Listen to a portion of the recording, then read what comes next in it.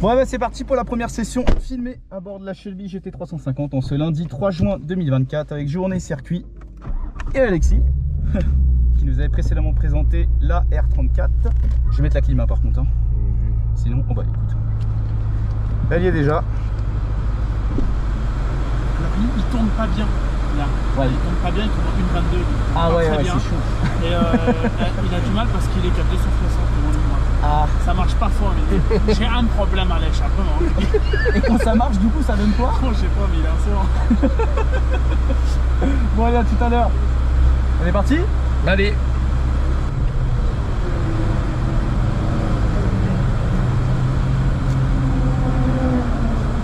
On va ouvrir les valves, accessoirement, pour libérer les gaz.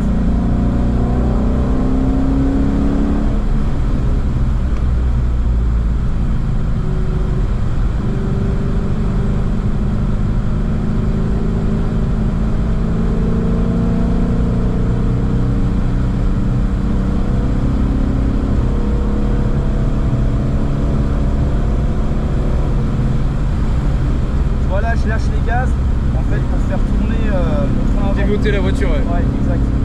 Et puis après, tu vois, pouvoir aller bien droit ici quand je freine. Mais quand les pneus sont froids, tu sens que ça accroche pas tant que ça. Hein.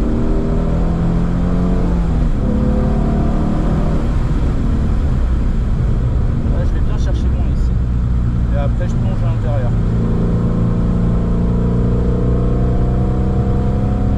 Celui-là il est dangereux, je dirais, c'est plus dangereux du circuit pour moi, il est assez traître. Ouais, parce que ça peut partir derrière en fait. Ouais.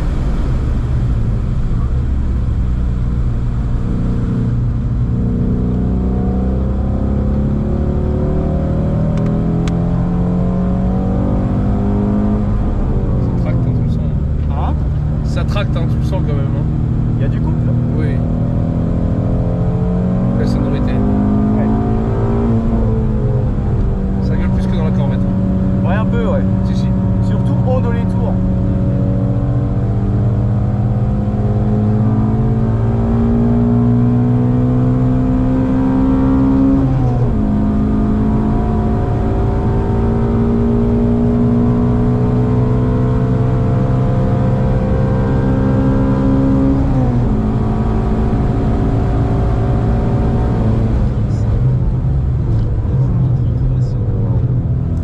Bien freinage.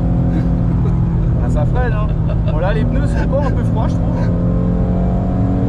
Même Aurel, il m'a pas mis un freinage comme ça là. Là, tu m'as mis la gueule dans le tableau de bord, clairement.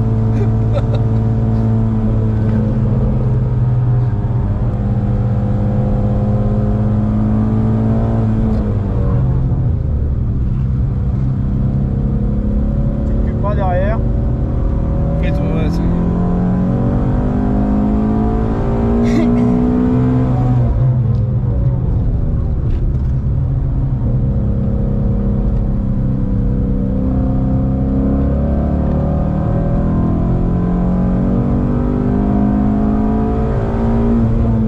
Hervé devant avec sa Focus ST MK3 qui est passé sur la chaîne avec sa Mustang GT jaune aussi. Challenger, on va le manger ou pas? Je sais pas, on va voir. En ligne droite ça risque d'être compliqué. En tout cas la Cupra derrière est ouverte. Ouais. Il tourne. Ça commence à chauffer un peu, je le sens, ça grippe de plus en plus.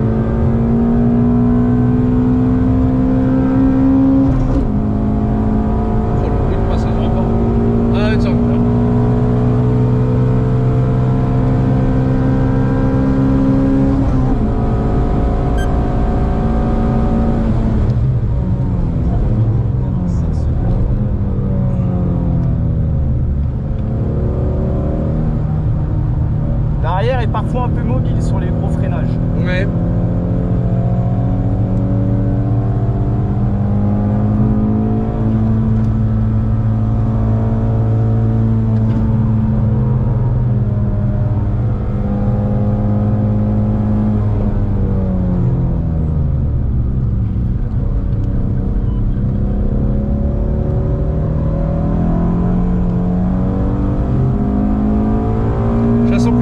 Corvette, peut-être un peu moins joueur.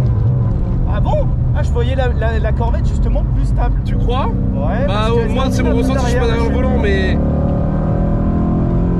Moi, je trouve que ça tient, hein, ça raille. Et niveau freinage? Freinage, ça freine. Ça, y a pas de souci. Tu vois que c'est du neuf là. Là, y a pas de problème. Il y a du mordant. Ouais. C'est des Brembo combien? C'est du 6?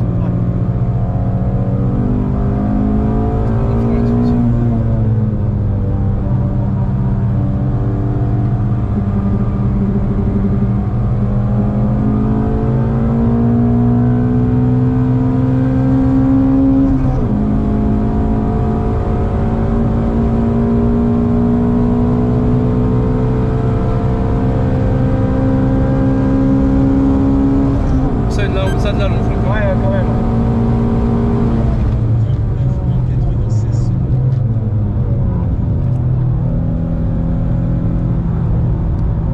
Là, ça bouge, là, je le sens. Ouais. Juste, c'est ce qu'il faut.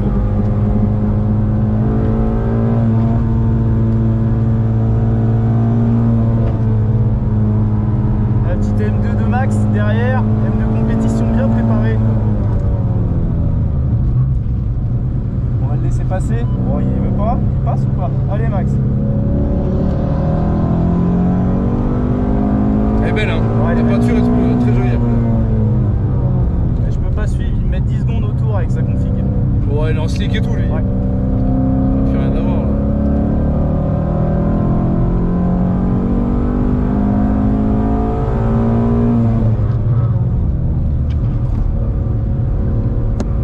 Oh là là, le bout de gomme qu'il nous a envoyé. Ouais.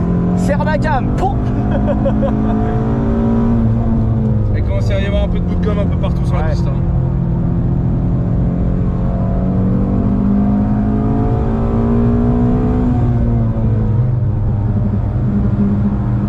Il prend 2,65 en bout de ligne droite avec la M2 Ah ouais. Ouais. C'est pas le même monde. Hein.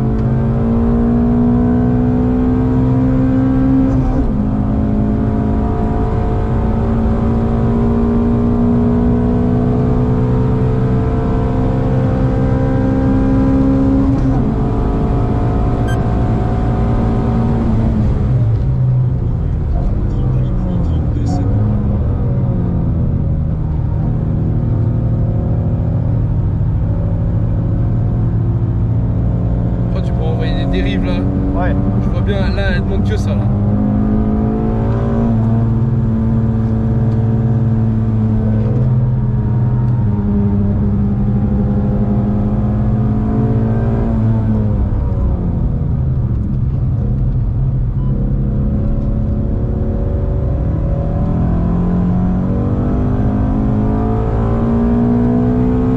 Elle est pas ridicule la Mini, hein.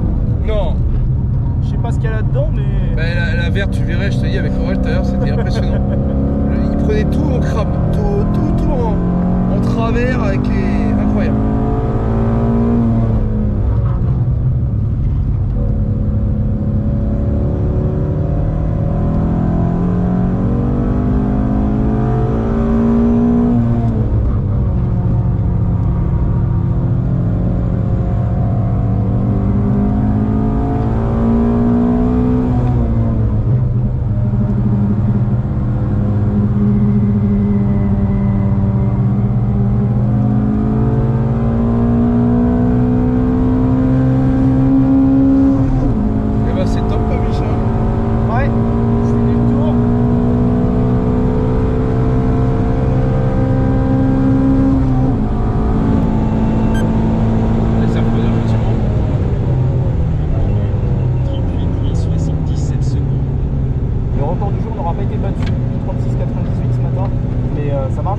Ça marche très très bien.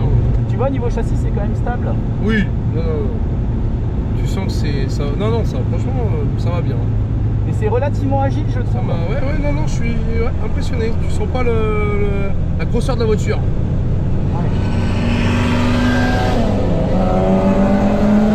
Lui, la Clio, elle tourne fort aussi. Ouais, Cédric.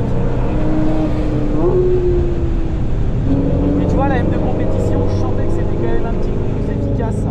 Ouais. Après, tu avais le biturbo qui rélançait peut-être mieux la voiture. La Chevy, là, tu vois, dans la montée, par exemple, en 3, t'as intérêt d'être dans les tours si tu veux pas t'endormir sur la remontée, tu vois, dans le virage haut là. Oui, ok, ouais. Alors que la M2 Compète, bah tu vois que le T'as la puissance partout. Direct. Ouais, c'est ça. Mais justement, c'était parfois un petit peu traître. Bon, bah je pensais pas, mais j'ai peut-être parlé un petit peu vite. Ça y est, le temps de la M2 compétition est tombé. La Shelby a fait moins d'une seconde de mieux. Je commence à l'avoir un petit peu plus en main. Mais à différence de la M2 Compète, celle-là me fatigue très vite en fait quand je suis derrière son volant. Je peux le dire officiellement, jamais une voiture ne m'a autant fatigué le temps d'une session. J'ai fait 6 tours, je suis sorti, j'avais mal au bras, j'avais mal dans les mains. Enfin, la voiture, faut tout le temps la tenir. C'est vraiment une muscle car qui a du caractère. Et c'est pas si simple que ça à tenir. Mais je me sens quand même pas mal en confiance avec la voiture. Faut être plus concentré. Hein. Oui, complètement. Ça demande plus d'attention avec la boîte manuelle, toutes ces choses. Mais le ressenti sur les deux reste très très bon. Mais il y a quand même plus de plaisir dans la Shelby, tu vois. Ouais, après l'efficacité, c'est quand même, on n'est pas des pilotes pro de toute façon, ce que tu recherches, comme tu dis, c'est le plaisir. Donc même si tu tournes un peu moins fort, mais c'est vrai que le plaisir est différent. Ouais. Tu sens que c'est le bruit, la sonorité là. Ah, c'est ouf, hein. Et t'as vu quand t'approches les vinyles, t'as l'impression qu'elle a 12 000 sons la voiture. Bon, on espère que cette vidéo vous aura plu. Malheureusement, le plan frontal, la caméra a rendu l'âme. Batterie ou surchauffe, j'en sais rien. Mais vous avez pu quand même être en immersion un petit peu avec nous. Allez, on se dit à la prochaine. Salut tout le monde, ciao.